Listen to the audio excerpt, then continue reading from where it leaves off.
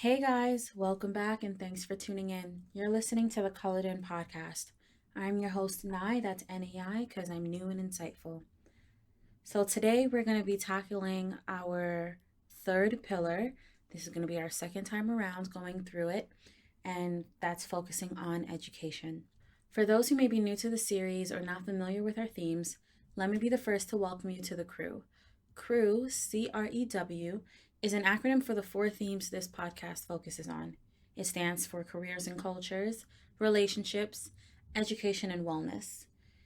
If you want to know a little bit more about the start of this podcast and the meaning behind these themes, be sure to check out season one.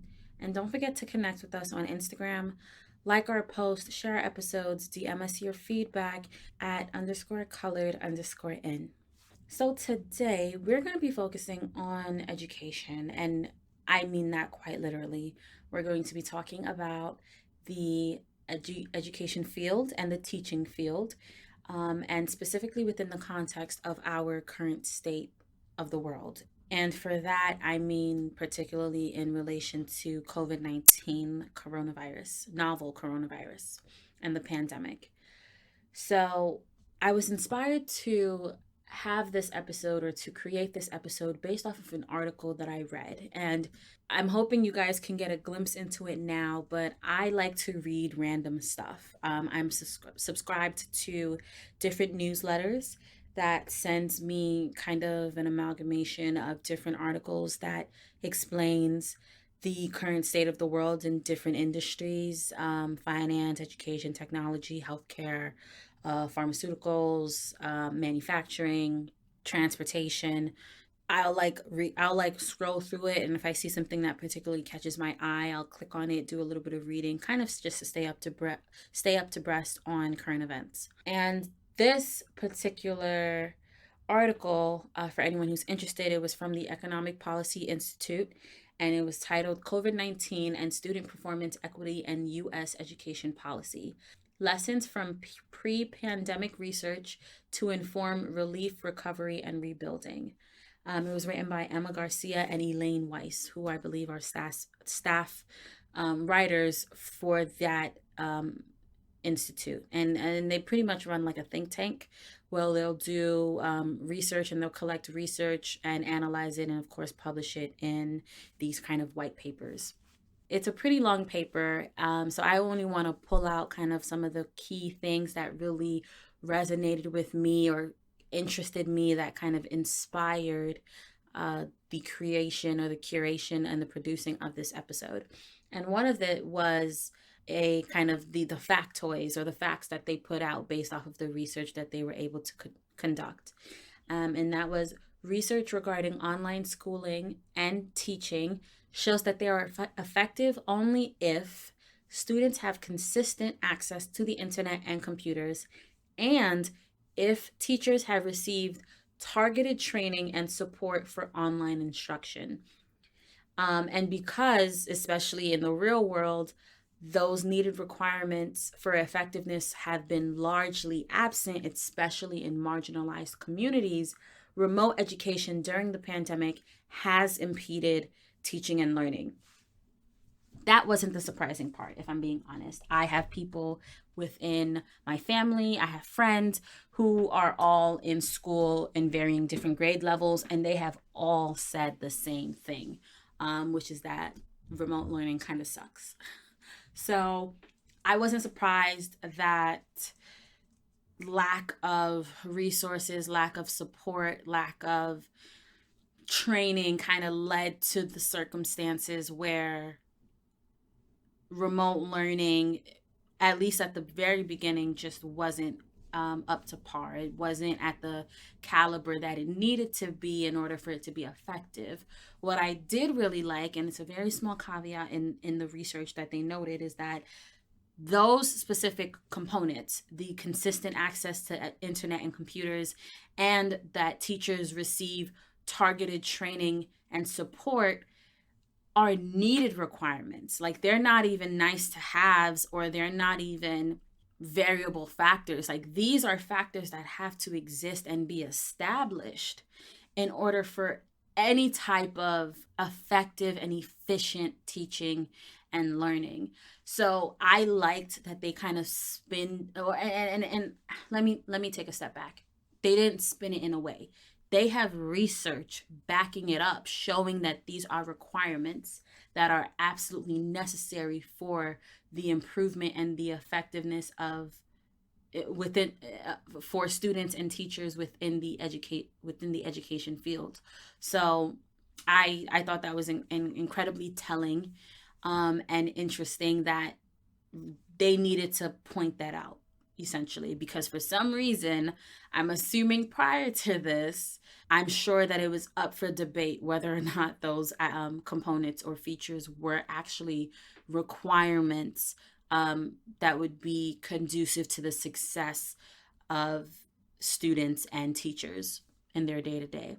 The next point that I read was in relation to contingency planning, and it says research showed that a lack of contingency planning exacerbated the negative impacts of recessions, natural disasters, and pandemics on learning. In fact, contingency planning needs to be institutionalized and include emergency funding to replenish the resources drained during emergencies. Here's what I loved about this. I work in the finance industry, and one of the roles that I had in the finance industry was directly tied to operational due diligence, specifically on, or not specifically on, but definitely related to disaster recovery and business resiliency. If those components were not a part of your operational infrastructure, you were deemed unfit to do business with. And that was just standard. That was industry standard. There's no one who's willing to work with you if you did not have a backup plan for when shit hits the fan. And for some reason in the education field, it's not necessarily put into practice. So, which is why everything kind of felt so rushed. People felt very unprepared, for the transition, and the latter half of the school year felt terrible to experience and terrible to participate in. Terrible might be an exaggeration, but it definitely wasn't anything good. Like I can't imagine, there are not a lot of people who had good experiences with the transition, students and teachers alike.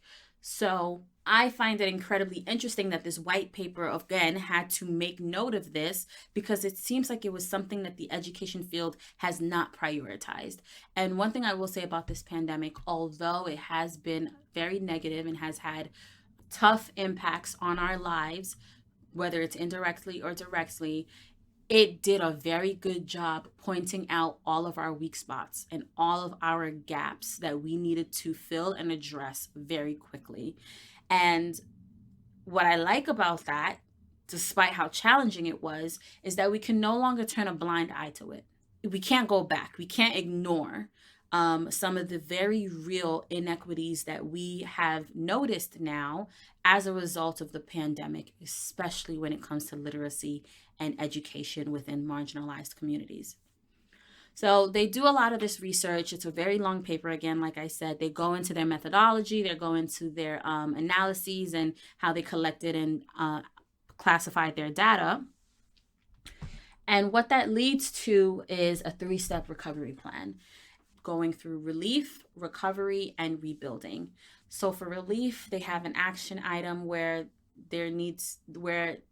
the DOE needs to give schools urgent resources so that they can provide effective remote instruction and support at scale during the pandemic. The next piece, recovery, would be provide extra investments to help students and schools make up for lost ground as they return to in-school operations. And then, of course, the last one, rebuilding, would require redesigning the system to focus on nurturing the whole child, balancing cognitive with socio-emotional skills development, and ensuring that all children have access to the conditions and resources that enhance learning and development. Very optimistic action plans, and I would say tangible ones. They all are action steps that can be measured, and that can be sustained as long as we as a society are able to prioritize the importance of education within a child's life and within all aspects of society. But, and this is a very loose but I have to say it, I am not optimistic that it will happen. I think we're going to keep pushing against the grain and doing the bare minimum until shit hits the fan again. And I say that not to be bleak, not to be pessimistic about the future of education, but to be very candid about the priorities of our society. And you guys may agree with this. It's a little bit of a hot take, but I do not think we prioritize education enough in America. And as a result of that, we have a very serious literacy gap within society, especially amongst marginalized communities. But even in more wealthier socioeconomic communities, we have those same statistics just on varying levels, and they are manifested in different ways. So I read this white paper. It got me thinking. It got me reeling. It also got me a little upset because I know kind of just what my family, what my friends went through on a day-to-day basis. And I was annoyed. I was very annoyed for them. I told them, I was like, and I thanked myself and I thanked God myself. I was like, thank God I was not in school at the time of this pandemic, because I wouldn't have been able to make it through. I mean, maybe I would have, but probably by a sliver of a hair, because it just felt so stressful and so anxiety inducing from the outside looking in. So I can't even imagine the students who are there. So thank you to all the students, and especially a big, huge thank you to all the teachers who dedicated themselves to their jobs, to their careers, so that they can still deliver an amazing and a great learning experience for their students. And thanks for the students for not giving up, because I know it was hard for you guys. Essentially, I was thinking, I want to do a little bit more than this. What is happening on the ground? What are my locals going through? And so I was able to tap into my network again, thankfully, and set up an interview with two of my friends who are currently teachers right now, and they've been teaching for a while. So they were teaching in person at a regular rate before the pandemic. And then they had to go through the whole transition of working remotely and doing remote instruction, as well as hybrid instruction throughout the pandemic, as the cases ebbed and flowed in different states and different counties and neighborhoods. So that's what we're moving on to next. So I'm going to be actually conducting a panel discussion with some of my guests, and they're going to be giving us some insight on how the pandemic really affected their day to day and affected their students currently, and also some projection and some foresight into what needs to happen or what's going to happen now that the pandemic has kind of exacerbated these very prominent inequities within the education field. But before we do that, I must give you my disclaimer. This episode is being produced virtually. I am conducting this interview via Zoom as a means to preserve the safety of me and my guest while we are in this pandemic. Now that that has been said and wrapped up in a pretty little bow, happy holidays to everyone who's listening to this right now. Let's move on to our interview. So today, crew, we have joining us Axel and Sarah, who are teachers within the current workforce in the United States. They've been teaching for a couple of years now, definitely within the span of the pandemic. And so I'm really excited and glad to have them on here today to answer some questions about how the pandemic has affected their day-to-day jobs and their day-to-day roles. So to kick this off, I'd like to kick it off to Axel to go ahead and introduce himself. My name is Axel Labato. I graduated from Hunter College with a major in adolescent education with a focus on English education. I've been in the education field for 3 years now. I've worked at a charter school in the Bronx for 1 year and am currently working at a private special education high school located in Manhattan. The first year that I was there, I worked as an assistant teacher, helping across various subject areas, and I am now a head teacher there teaching Spanish to grades 11 and 12. All right. My name is Surwa, and I am also a teacher in the South Bronx.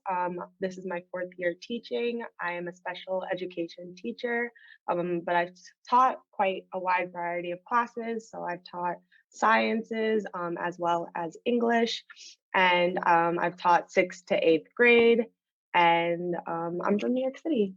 Nice. Thank you guys so much again for taking the time to join us on this podcast. And I just want to start it off by saying thank you also for everything that you do. I know teachers play a very important part in everyone's lives, whether they continuing on their education or if they decide to stop short. But at some point, you will always be in front of a teacher at one point in your life, and you guys have a major impact on us, on your students, on parents, on everyone you meet. So thank you so much for kind of taking on that huge responsibility to contribute to our society in such a influential way. So to start it off with our first question, kind of want to take it back with you guys and ask you guys to go a little bit back in time to tell me what motivated you to become a teacher, and do you think those motivations may have changed knowing if you knew that a pandemic was on its way? And I'll kick it off to Surwa to start us off on that question. Sure. So for this question, what I would say is it wouldn't be what motivated me, but who motivated me to become a teacher. I could count the amount of Black teachers I've had from elementary, middle, and high school on one hand, which shows you how few Black teachers I've had growing up. And when I finally reached 11th grade and I started to think about the college process, I wasn't extremely excited about college because I was never really excited about my education until I met my college counselor, Ms. Bond.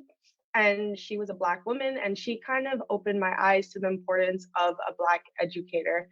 And because she changed my whole perspective of what I could be and what I could do in the world.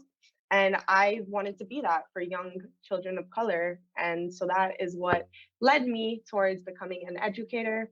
um, it's interesting because she actually years later, like after I'd been to college for 4 years, she's the person I reached out to fill out my application for this teaching program I joined. Out of all the people or all the professors I'd met, she's the person I still turn to, and that really shows you how powerful a Black educator is for a Black girl like I was. So that is what actually motivated me to become a teacher. As for the second part, if it would have changed. I could have never imagined this pandemic coming. I don't think anyone could have, but I think that the experiences that I had with students motivates me even more. And it shows me how essential it is to continue being an educator, despite how difficult this current time period has been. So I can't really speak on if it would have changed my decision, but it really does reinforce the importance of what we do as educators. All right, Axel, I'll kick it over to you. All right. Much like Sarwa was just saying, I also had a lot of influential teachers in my life growing up. I remember teachers that I had since back when I was in second and third grade. I still remember how great those teachers were. And if I can remember memories from being that young, that shows just how much of an impact they had in my life. And as cliche as it sounds, I like being able to make a difference in and seeing that difference in my students and the change and development in my students is really rewarding. I didn't major in special education, but I work in special education now. And despite any learning disabilities that my students may have, they work hard, and I like seeing their interest and their engagement in the work and the content material that I provide for them.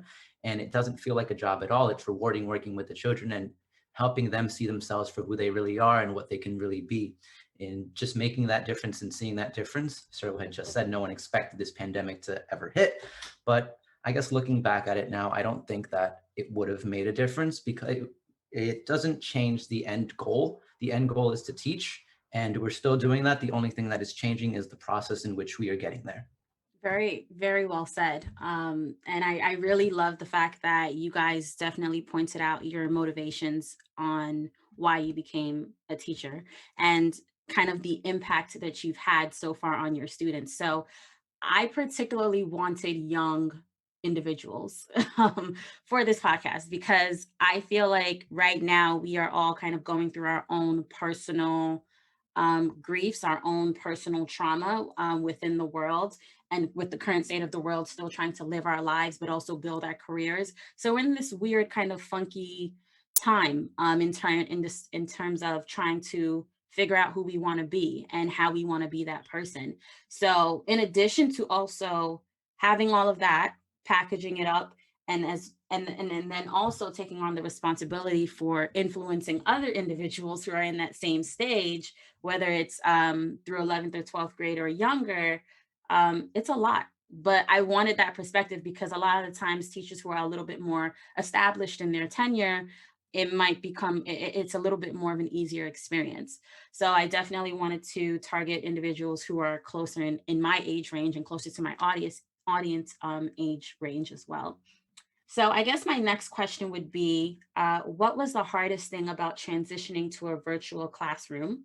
And conversely, what would you say was the easiest thing? And were parents particularly more involved now versus when you guys were having in-person classes? And I'll kick it off to Axel to start us off on that question. Okay, so I think the hardest thing about transitioning to virtual was not transitioning to virtual itself, but transitioning to a hybrid model in which you had a in-person class and an online class. So because you were essentially managing two classes at once. You had to keep track of the students that were in class as well as keep track of the ones that were at home, and ensuring that those two are on task at the same time. It was essentially having to manage two classes. I don't think virtual is that difficult, but having a hybrid learning style where you're splitting the class up and essentially having two classes in one room, that was where the difficulties became evident. And as for the parents that are involved, the parents that were involved in a student's learning when they were in person were still just as involved at home.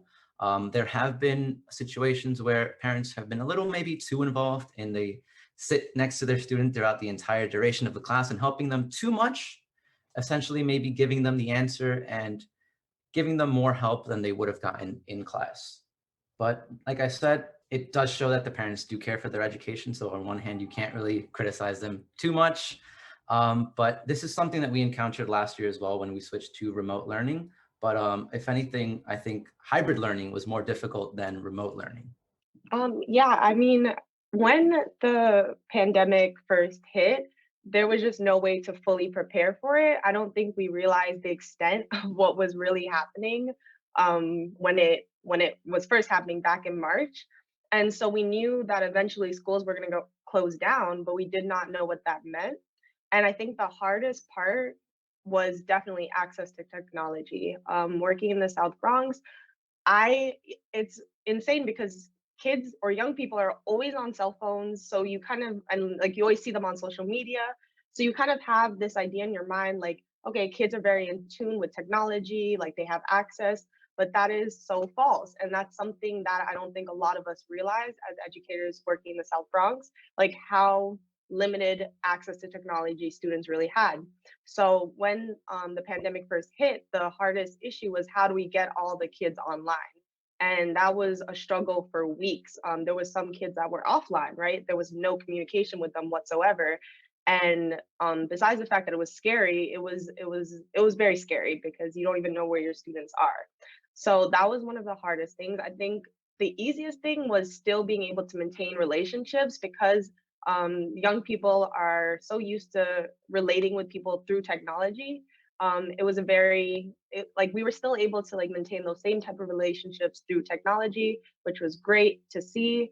But yeah, it was definitely like lack of resources, which was really difficult. It was a hard task to undertake, and it definitely required the Department of Education to step in because that's how limited the resources in schools are. And they had to like send iPads out to students. A lot of students didn't have Wi-Fi, right? So like, how do you do online learning if you don't even have Wi-Fi? So these were the types of problems that we first encountered and really had to deal with. And then once we got over that, it definitely got easier and it definitely got better. And in terms of parents, I think that parents have been fundamental to this being successful. It would have been impossible without the parents. And I think relationships with teachers and parents is like really important inside of a school, but it became even more important and essential once online learning happen, because there was just no way it was going to be successful if we did not have an adult that was able to support in the home. So they've been just the most essential part in this working. And so I'm going to throw a little bit of a curveball at you guys because you just gave so many answers that just sparked additional follow-ups for me.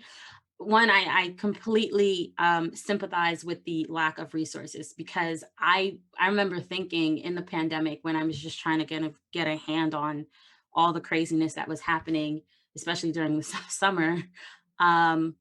I would have been one of those kids that would not have had access to a tablet or a laptop or Wi-Fi, or at least a steady connection to to stay in class the whole time.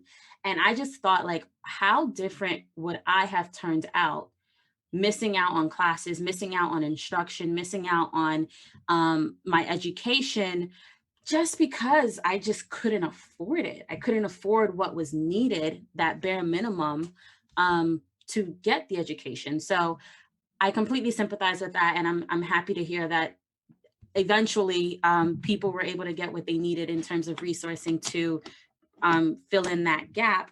But what it made me think of, and I'm going to tie Axel into this as well, is kind of like the idea of engagement. So I was definitely one of those students who would have her head down, maybe doze off, maybe, talk too much a little bit in class, or my teacher would have to come around and give a knock on my desk so that I can pay attention and make sure that I'm like understanding the material. And you guys kind of, that looks different for you guys now in the virtual space. And Axel, I know you mentioned that sometimes maybe with their parents right by their side, they're kind of getting a little bit of an additional crutch when it comes to learning. So maybe the thinking capacity that they would have having to do an assignment on their own may decrease in that time of having a parent hover over them. So I guess what I want to ask is kind of, how have you seen engagement change with your students, if you have? And if you haven't, what do you think has been working for you to kind of keep that right level of engagement? Who do I kick it over to now? Any volunteers? I will kick it to Sarwa. Okay. Yeah, I mean, I think that's a great question. Engagement has been my focus as an educator, more than ever, because, like you're saying, these problems with access, but also just this is a really sad time to be living in. A lot of students, I mean, young people are really struggling because they can't go outside, they can't hang out with their friends, right? Like the socialness of school is one of the most important parts of it, and it's actually the most important part of growth. Like self growth, you need socialness and you need support, and that's lacking. It's not the same talking to people through a screen than talking to people in person. So engagement has been huge, and the way that I've I guess navigated that is really having to do research and finding different ways of teaching. Like, for example, like something that would have been a worksheet in the past, now it's time to make it into a game, right? Because I want to make sure that the kids are enjoying learning more than they ever have in their life, that they want to come back, that they want to be present, that they want to sit in front of a computer all day because that's what they're doing. So I think for me, and for a lot of other educators, it's about making education fun, which, not to say that it wasn't like that before, but as our generation, I'm going to speak for our generation, we know we were the textbook generation. I tell the kids this all the time. We took a textbook and a pen to the textbook and we wrote. Like, it was not engaging at all. So I think Absolutely. there's been a huge shift. You know what I'm talking about. Yeah. Like it was boring. It was boring. And so there has been a shift in terms of like, how can we make education like competitive, or like into games, like learning things through engaging in games. All right, Axel, what are your thoughts on that? Similarly to what Cyril was just saying, it's all about engagement. And when it's my teaching style, I like to do, before this, I was already working on a computer. Like I have slides, PowerPoint slides that I have that include images, moving images, GIFs, pictures, memes, everything that kids are going to enjoy and relate to, and like see, they're going to see that's going to be the first thing they see on the slide, and it's immediately going to catch their attention. So you keep doing what they're doing, and maybe even kick it up a notch. Engagement has to be stepped up even further than before, because now they're literally sitting at a computer where they have access to the internet. They can mute their mics, they can turn off their cameras, they can open up a tab, they can go on YouTube, they can start playing games, they can do whatever they want. So if you don't have their attention, that's what they're going to do. So you have to keep that engagement. And as long as you have that engagement, you have their attention, they're going to be interested and motivated to do the work. So it's all, like Sarah was just saying, it's about taking activities and maybe making them into games. Like I was just the other day teaching the body parts in Spanish, and instead of making it into a worksheet where they match up the body parts next to the correct word in Spanish, we played Simon Says. That way we were able to learn our body parts, get up and move around a little bit, and not just sit in front of a computer screen for like 7 hours throughout the entire day. Want to commend you guys again on how you guys have been able to flex your teaching styles, of course, to increase the engagement amongst your students. That sounds amazing. If somebody told me that I would be playing Simon Says in Spanish, I'd book it. I'd be like, yeah, let's do that. That sounds fun. That sounds amazing. So that actually, it seems like you guys are able to get into your creative elements a little bit more in terms of being inventive and innovative on how you're kind of relaying the message to the students. So we're kind of touched on this already, but I'm going to throw the formal question out there with a little bit of a twist. So do you think your teaching style has changed now that you switched over to the virtual classroom, or even more so now that you guys are having to handle these hybrid classroom situations? Axel, I'll kick it over to you again. All right. So I don't think, I would say it hasn't changed necessarily. Like I said, before we switched to remote or hybrid learning, I would always have my PowerPoint slides where they would view them on the board or the smart board, whatever was the form of presenting it. And they would take notes on the slides, copy any relevant information.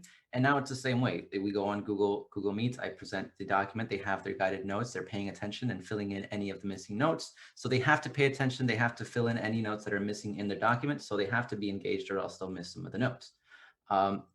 While we're presenting the slides, every slide will have like an image or two. It'll be related to the topic. It'll be like a GIF that'll be moving. It'll catch their eye. It'll be attention grabbing, or it'll be like a meme that's related to the topic at hand. So immediately their attention is there. And then once it's there, we just go into the notes. So they continue to copy it down. So I run the class in a similar way, and I was fortunate enough to upgrade like my home office, I'll call it. So now I have 2 monitors, which makes having all of the tabs opened up and the documents easier to access and view. So I try to stay as animated and interesting as possible. I do like a lot of movement. Like I said, we played Simon Says, so we got up and actually moved around and did a little bit of activities, like moving activities, like body breaks. So hand gestures, so they have something to see, some hand gestures, anything to keep their focus and their attention in the end is just what I try to emphasize and do the most.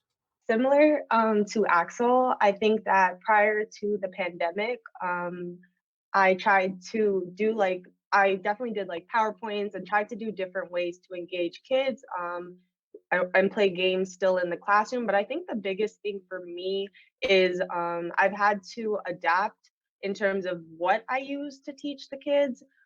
So that's I've had to do a lot of self-research and find programs that are better fit for teaching kids online. So that's one of the biggest ways that I've adapted, like actually having to find like online learning platforms that support kids learning, which is really exciting actually, because there's a lot that exists. I don't know if they always existed, but because of this right now, I've learned so much more that I didn't know before, which is exciting. And I think also just prioritizing social emotional well-being. That's one of my biggest focuses as an educator during this pandemic, because I think more than ever, it's more important how the kids are doing than what they're retaining, right? Like to me, unfortunately, one of the sadder parts of being an educator is this focus on testing. But last year they couldn't do the tests, which was brilliant because for once, right, like we could focus on things that the kids wanted to focus on, and we could teach the kids skills that are actually really important and essential. And not that the tests don't do that, but when there's this focus on tests, right, it becomes just overly like it's just formula, formula, formula. We were able to get away, like do away with that a little bit just because now we were able to just focus on skills that would benefit kids in this kind of new world that we're in. So I think that was the biggest way that my teaching style has changed. Great. And thank you guys for adding on to that a little bit more. Yeah, so I have family who's still in school, and they were ecstatic when they realized that they did not have to take any standardized tests. Or I think it's like the core test. I don't even know what it is. It's changed so much since I've been in school or been in those grades. And at first, I don't know, I felt a little bit of an energy shift. Like, yeah, it was a little bit weird having to stay at the computer a little bit, but for some reason, school just wasn't as stressful, knowing now that they weren't going to be judged. I want to use the word judged as opposed to graded, because it's one thing to be graded, it's another to be judged, especially in a way that can really impact the direction your future goes in, on a academic front, but as well as on a personal front. Like if you're told you're a bad student all your life, and the test that you take, which may not be conducive to your learning style, reinforces that, you end up having that perspective, and that makes school and that makes pursuing your education a lot more difficult, as opposed to someone who's just happens to be a great test taker and good with memorizing, and they knock out those tests. I was not one of those students. So it's cool to hear that, and I can definitely personally say I saw that in my family, that there was a little bit, it just, the semester just felt a little bit less hectic and anxiety inducing. I would like to ask you guys, is there any advice that you would give to any incoming teachers who are going to be expected to teach in this new environment? Or on the flip side, any advice that you would give to your younger self who recently started teaching, knowing what you know now? Sarwa, feel free to take it away. Yes, advice that I would give to educators that are coming into teaching during this new world or new way of life that we are experiencing is to really take care of yourself. Make sure your well being, your mental health, all of that is taken care of, because it is really difficult to be able to take care of other people, right, when you're not well. So I think that's the biggest piece of advice I have, is to really take care of yourself and still prioritize things that are important to yourself. I think that, speaking from my own experience, I definitely fell off from the things that I care about, because I was so consumed with, it is a very difficult job being an educator. It takes up a lot of time. It takes up a lot of your personal thinking, thoughts. So just losing a little bit of what matters to you can happen, or things that you enjoy on the side of your job. But I think so that's one of the biggest pieces of advice I have, but also be ready to adapt. There's just no escaping that the world is changing. That we can't, textbook education, it has to go.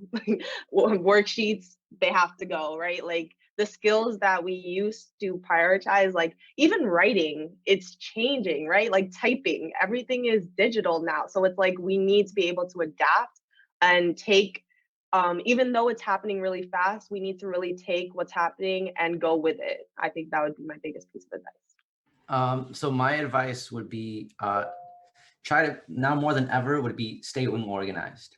Staying organized and finding a comfortable workspace where you are just in your zone, focused on what you're doing, and there are no distractions around you. That is probably one of the most important aspects. So like Cyril was just saying, everything is online now, and everything is online. So you have to know where everything is. You have your folders for all of your classes. You have your folders for all of your students. You have to make sure that all of their documents are in the correct spot, in a quiet spot where we can just focus on what we have to do. And that way we can do what we have to do the best we can do it. Yeah, I totally agree with both of you guys. So, in my own personal transition, so this is more of a side passion project for me. And for my real, I guess my real job, my 9 to 5, having to transition to the work from home environment was incredibly difficult, because we had to kind of prove ourselves. We had to prove that productivity wasn't going to go down. And for me, that translated into working more hours. So instead of me kind of having that separation of life, of work and life, by being able to commute home when, it was time for me to clock out, I would stay on because I've always felt like there was more to do. I always felt like there was something that could be done so that I can make the next day easier. And that led to burnout very, very quickly. So I actually had to get, like, my friends had to be like, girl, like, get offline. Like, what are you doing? Get off of work. They had to like call me, and they would keep calling me and buzzing me so that I can like actually like leave and sign off of my job. And they had to kind of just keep reminding me, like, yes, work is work. You love what you do. You have a passion for it, but also take that time for yourself. And I also want to piggyback off what Axel was saying. I was staying online for so much longer because I was like all over the place. I was like, I got to do this, and then I was like, wait, I got to do that, and then and I was just running from A to D to Z to Y to, it was a whole mess. And so when I kind of took a step back and realized, okay, I need to, one, be able to segment time so that I can have some time to myself.